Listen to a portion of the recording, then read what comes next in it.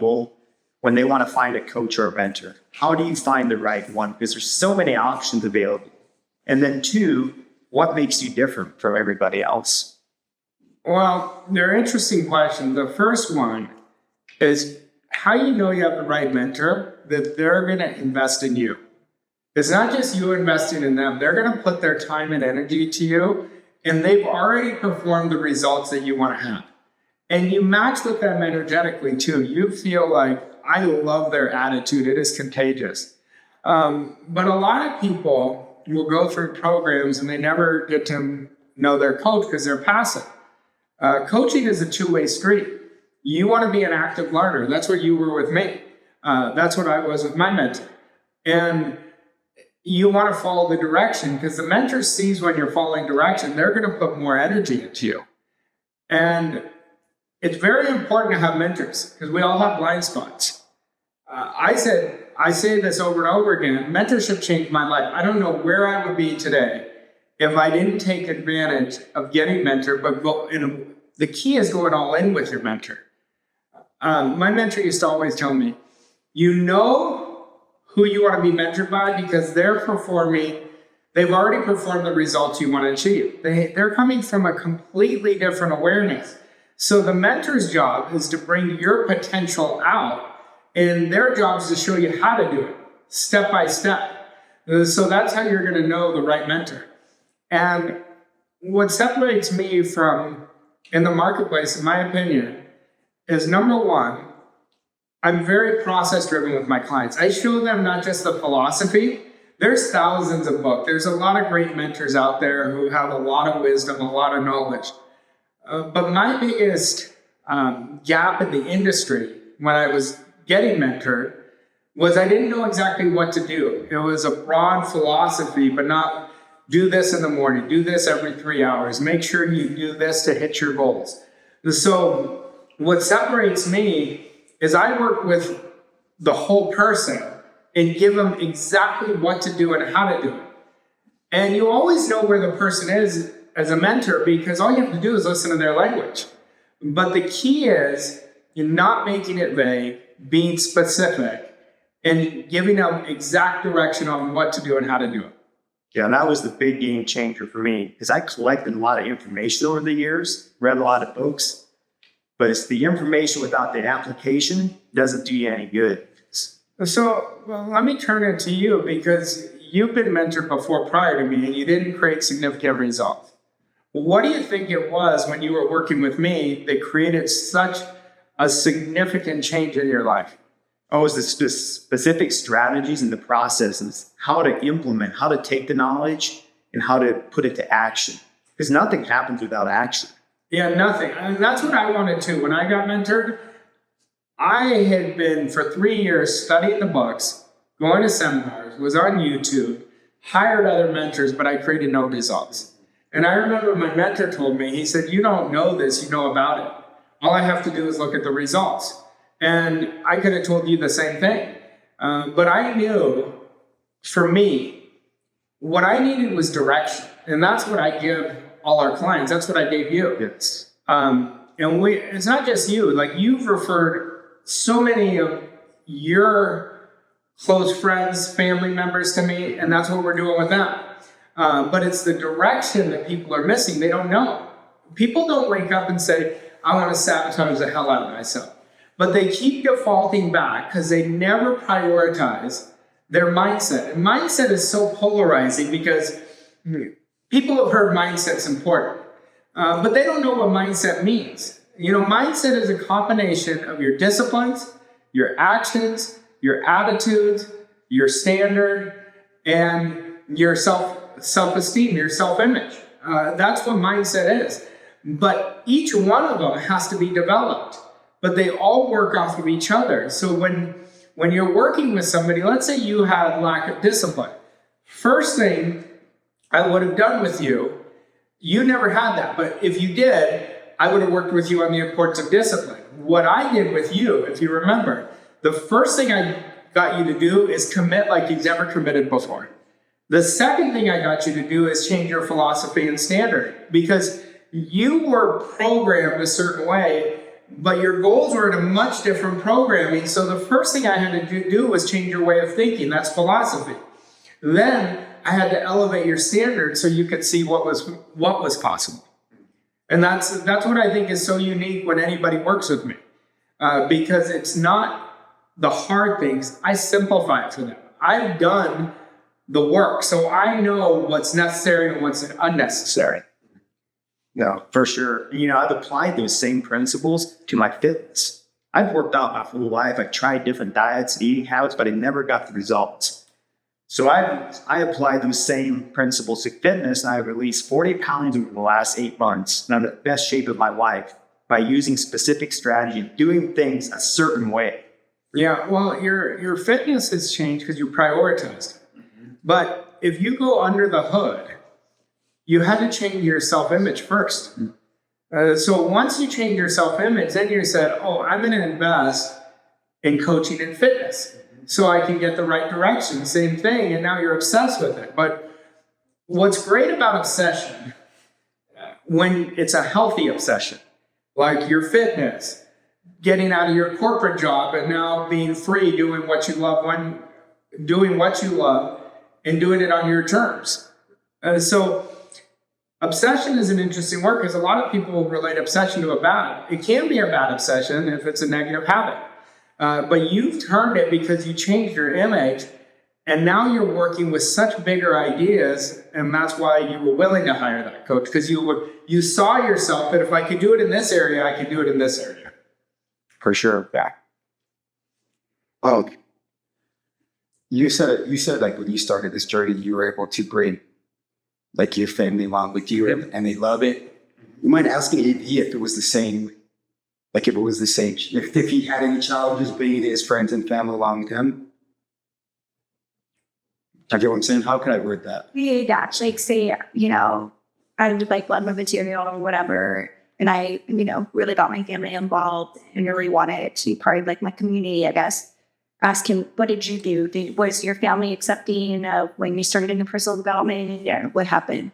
Well, I think his story is very, it might be a little different from ours, but we still were in this. Yeah. Okay. So tell me a little bit about your journey when you got started. How was it with your family, your friends? Did people understand what you were doing or trying to accomplish? No, they didn't understand it. They talked behind my back. I remember one day, you're going to laugh.